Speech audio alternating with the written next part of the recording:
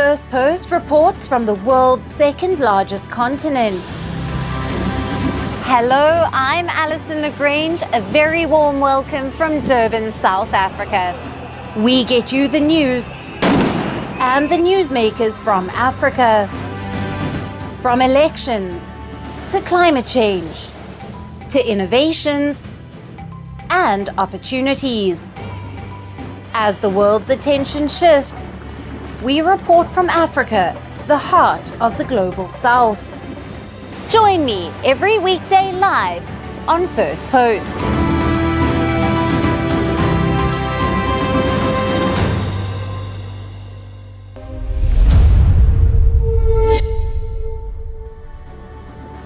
Hello and welcome to Firstpost Africa, where we get you the top stories from the continent and from across the world. I'm Alison Lagrange, coming to you live from Durban, South Africa. First, let's take a look at the headlines.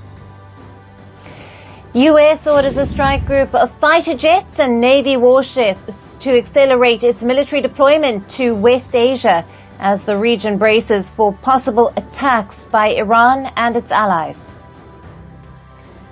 Russia evacuates civilians from Belgorod, a region that borders Ukraine, as Kiev increases military activity just days after a significant invasion into Russian territory.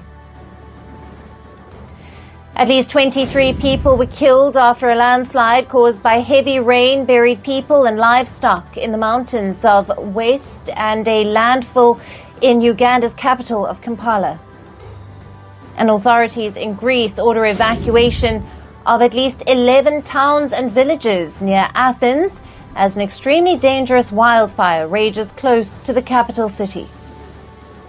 And a helicopter on an unauthorized flight crashes into the roof of a hotel in Australia's tourist town of Cairns, killing the pilot and forcing hundreds of guests to evacuate after a blaze.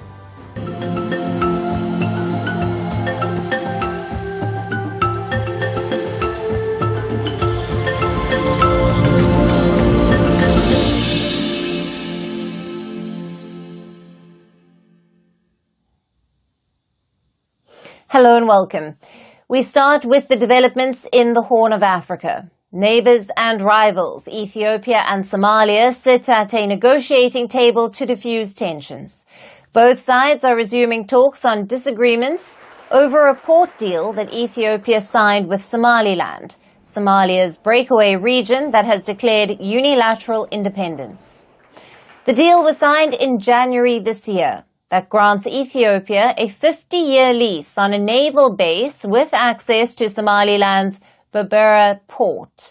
In exchange, Ethiopia agreed to become the first nation to officially recognize Somaliland.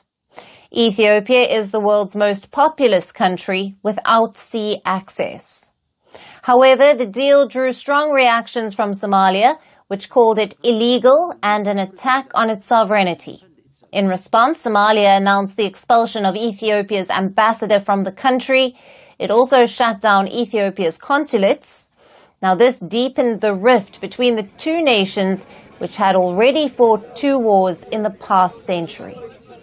Somalia's close ally, Turkiye, has tried to mediate between the neighbours.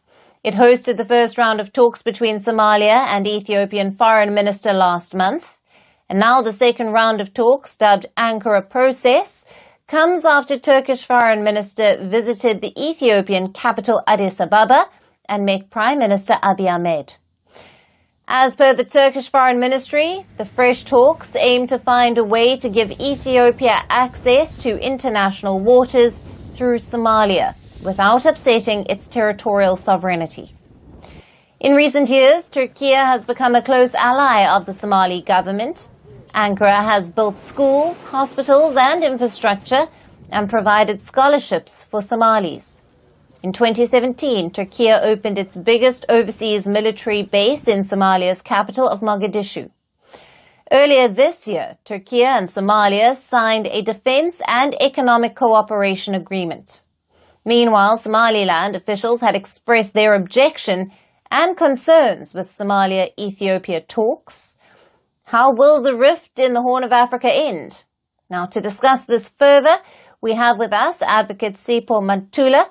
He is a researcher at TM African School of Public and International Affairs. He joins us live from Johannesburg, South Africa. Thank you for being with us. Thank you very much, and greetings to your viewers. Now, Turkiye has stepped in as a facilitator of talks between the two African countries to address their differences over a controversial port deal involving Somalia's breakaway region of Somaliland. Take us through the details here. What has prompted Turkiye's involvement in the mediation process? Remember, as you have said, even in your introduction towards the end, my sister, you have touched on the both bilateral agreements that both Turkey and Somalia had entered into almost 5 to 6 years ago.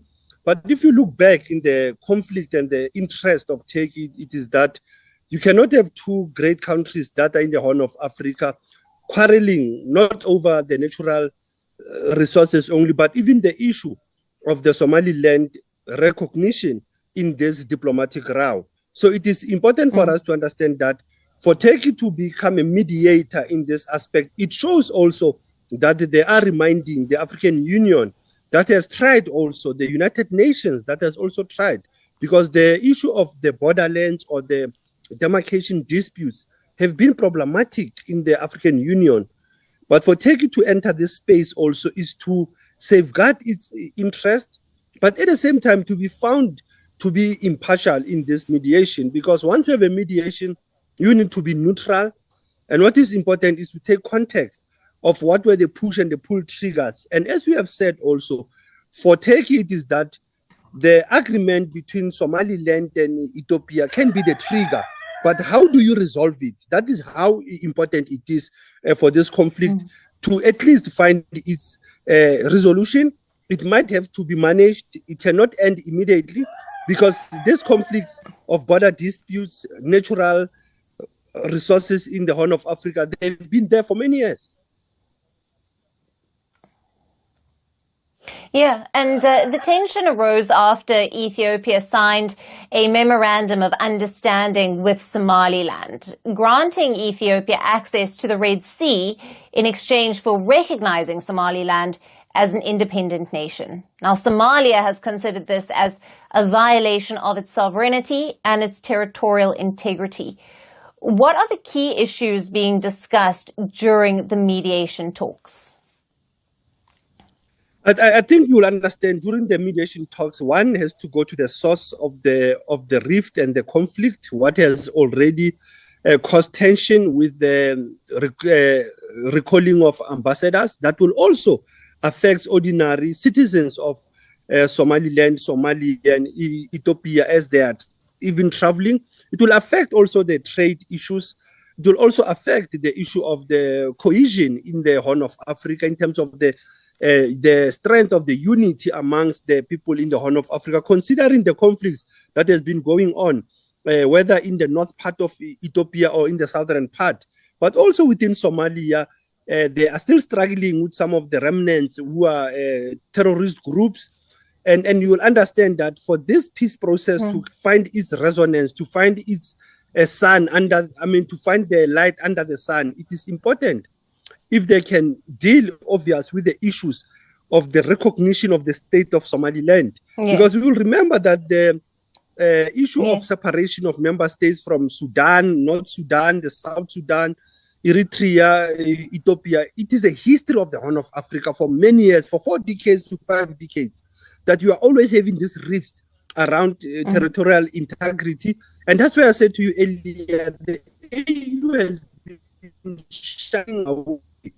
They are muted in terms of addressing the question of borderlands, or what you call land demarcations, in most of the African countries, particularly in the Horn of Africa and in the east of the African continent. And that's how you can see that this mediation process, it is very important that both parties must find each other for the sake of their citizens and for the sake of the African Union Agenda 2063, which talks of a peaceful and a prosperous continent. Yes, and Advocate Mantula, The main focus, as you've mentioned, is of course finding a mutually acceptable deal that could grant Ethiopia sea access, and then the talks aim to resolve this dispute and to ease the tensions. Give us your view on how you think this will be resolved. For me, is that you have issues of energy crisis in the Horn of Africa. For Ethiopia to get the access to the Red Sea, let's look at the push and the pull factors. Let's look at the views of Somalia in terms of the Somaliland recognition. What are the wins and wins, not the losses only? Because in any negotiation phase, what is important is when parties enter with a good faith, when parties engage not to rush. For me, I see Turkey also as a consultant in this mediation. So for me, it will be important if it was the AU as a guarantor of this peace process, meaning the AU become a witness of these peace talks. And secondly, the neighboring countries between Ethiopia and Somaliland and Somalia need to have an interest, like IGAD, the intergovernmental authorities in Africa. COMESA have to be interested in these talks, and particularly looking also at the issues of sovereignty in Africa post 1960, post the 21st century that we have been labeling it as an African century, but we are still having conflicts, pockets of conflicts that affects even development and growth. So as they enter these talks, they need to understand that yes, there are issues of emergency and agency, but there are also issues where they need to engage openly, like I said earlier, with good faith. And as they enter into a peace settlement or to get into the moratorium of agreement, cessation of even recalling their diplomats in various hosting countries, that will also affect, like I said to you, the people-to-people contact. It will also affect the issue of trade deficit between the two countries, and including how I see the role of Turkey, that we should not undermine the role of Turkey, because we see talks are happening in Geneva this week, on Sudan also, and they are not mediated by the African Union, they are being mediated by the US. So the interest of other other European countries or neighboring countries in African conflicts should also be looked with a critical eye, should also be seen not only as selling out the African question of territorial integrity, which was caused by the Berlin Conference, by the way. So even if you have to look at the African demarcations of land, it was because of the Berlin Agreement of 1884 and 1885 that caused partition of many African states. Right. Absolutely. Advocate, thank you very much for being with us and for sharing your views on Firstpost Africa. Thank you very much. Asante sana.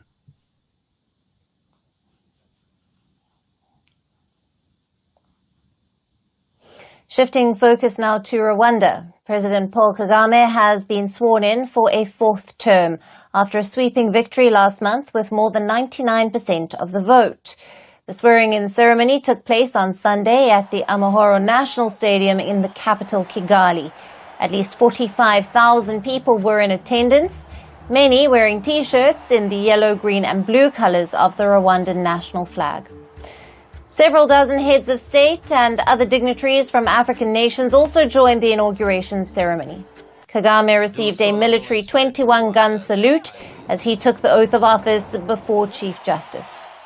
Kagame pledged to preserve peace and national sovereignty and to consolidate national unity. I, Kagame Paul, do solemnly swear to Rwanda that I will remain loyal to the Republic of Rwanda, observe and defend the Constitution and other laws, diligently fulfill responsibilities entrusted to me. In an expected outcome of the 15th of July poll, Kagame extended his iron-fisted rule in Rwanda for 5 more years. He faced only 2 lesser-known opponents, as several prominent critics were barred from running for the elections. Rights activists have accused Kagame of an oppressive regime in Rwanda. Now at least 21 heads of state were present in Kagame's swearing-in ceremony, but among those missing was neighbouring DRC President Felix Tshisekedi, and this amid the ongoing tensions between the two countries. Rwanda is accused of stoking instability in the mineral-rich eastern areas of the Democratic Republic of Congo by backing the M23 rebels who are fighting Kinshasa's armed forces. Kagame has denied the allegations. During the inauguration ceremony, he said that peace in the region is his priority. The ceremony was attended by Angola's president, who was due to have private talks with Kagame on a DRC ceasefire deal. Angola brokered the agreement last month after a meeting between the foreign ministers of the Democratic Republic of Congo and Rwanda. However, on the 4th of August, the day the ceasefire was supposed to take effect, the M23 rebels captured another town in DRC. Kagame is credited with rebuilding a ruined nation after the 1994 genocide. At least 800,000 people were killed in the bloodshed when ethnic Hutu extremists targeted the Tutsi minority. But rights activists and opponents accuse Kagame of crushing any dissent with intimidation. And Kagame has extended his rule with controversial constitutional amendments in 2015 that allow him to potentially rule until 2034. Despite the criticism, Kagame enjoys massive support in his country, as the majority of Rwandans are aged under 30, and Kagame is the only leader they have ever known.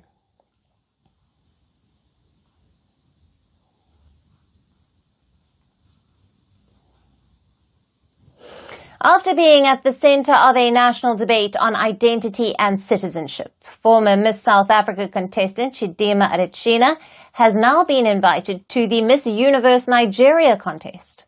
Chidima Adetshina pulled out from the Miss South Africa pageant after a nationality row over her Nigerian roots. Miss Universe Nigeria extended the invitation to Adetshina, calling it an opportunity to represent her father's native land on an international stage. 23-year-old Adetshina was subjected to a torrent of online abuse and xenophobic attacks over her Nigerian heritage. Many, including South African cabinet ministers, questioned her credentials. Her nationality had been a hot topic among politicians and celebrities, and even on television news and radio talk shows in recent weeks.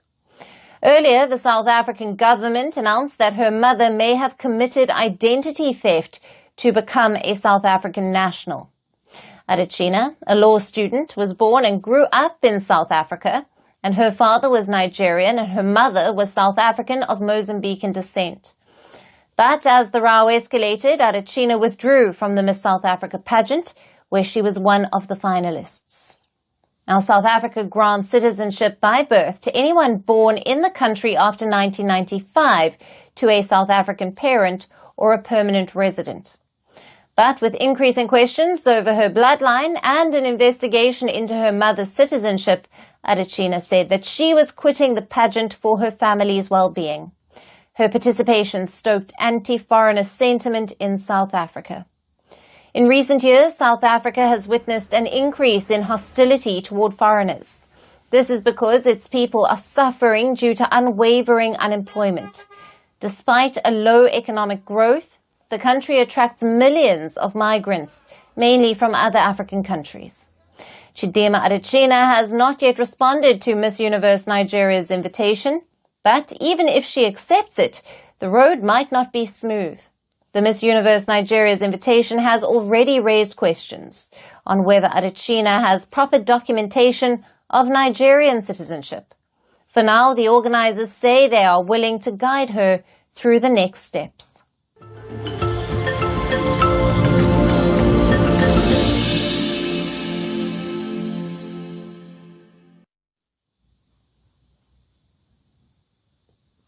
And finally, to our special segment, Resurgent Africa. Amid the coups and the crises, there are many positive stories from Africa that often get overlooked, but not on this show. In a dramatic turn of events for wildlife conservation, South Africa has reported a significant drop in rhino poaching for the first half of 2024. Thanks to a combination of innovative strategies and relentless efforts by conservationists, the battle to save these majestic creatures is finally seeing a glimmer of hope. From dehorning programs to high-tech anti-poaching tactics, our last report gets you all the details about how South Africa is turning the tide in the fight against illegal wildlife trade.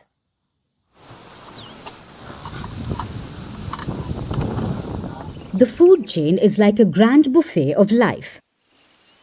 One creature on the menu is a must-have for another. The food chain isn't just a fancy restaurant, it's more like an interconnected web of branches where everyone depends on someone else's avocado toast. If a critter goes MIA or pulls a power move, the whole system gets as unstable as a Jenga tower at a party.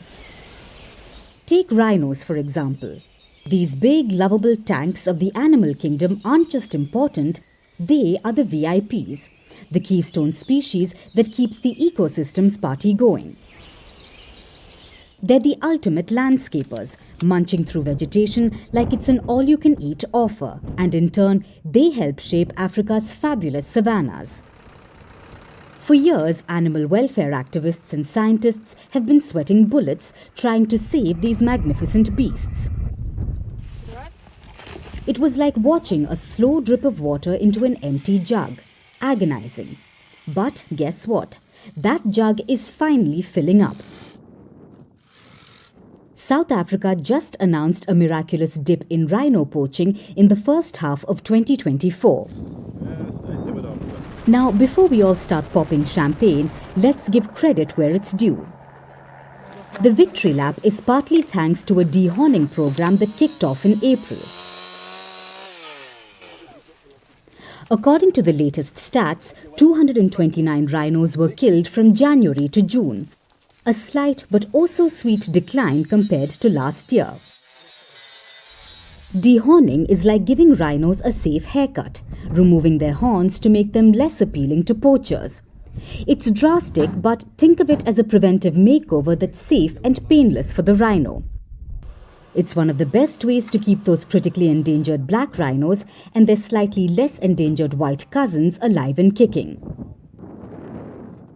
Environment Minister Deon George gave a shout-out to the dehorning efforts in KwaZulu-Natal, particularly in Luluwe Imfolozi Park, where over 1,000 rhinos have had their horns trimmed since April. In South Africa, every single day a rhino is killed for its horn. It's one of the most tragic trends out there, with rhino horn being used in traditional medicines or flaunted as a status symbol. The rhino horn is made up of keratin, the same stuff in our hair and nails, but apparently it's more exquisite when it's ripped from a dead rhino. As of the end of 2023, South Africa had 16,056 rhinos, including 2,065 black and 13,991 white rhinos. According to the International Union for Conservation of Nature, black rhinos are the VIPs on the endangered list. But it's not all gloom and doom. The government's crackdown on poaching has led to over 60 arrests in the first half of 2024. The police have confiscated guns and secured convictions. In a scene that looked like something came to reality from a sci-fi film, scientists injected radioactive material into rhino horns to make them easier to track at border posts. The Environment Ministry says that despite the poaching horrors, the rhino population in South Africa has increased by 1,023 from 2021 to 2023. The fight to save rhinos is full of highs and lows, but the recent dip in poaching is a win worth celebrating. It's a reminder that every little effort counts, and together we can make a difference. Because in this chain of life, every link is priceless.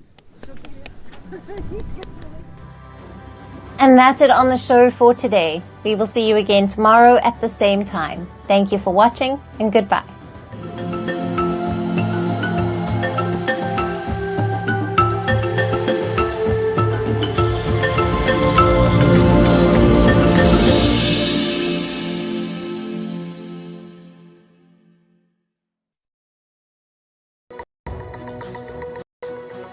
Hello and welcome to Fast and Factual on Firstpost, where we get you the top 50 stories from around the world. I'm Alison Lagrange, coming to you live from Durban, South Africa.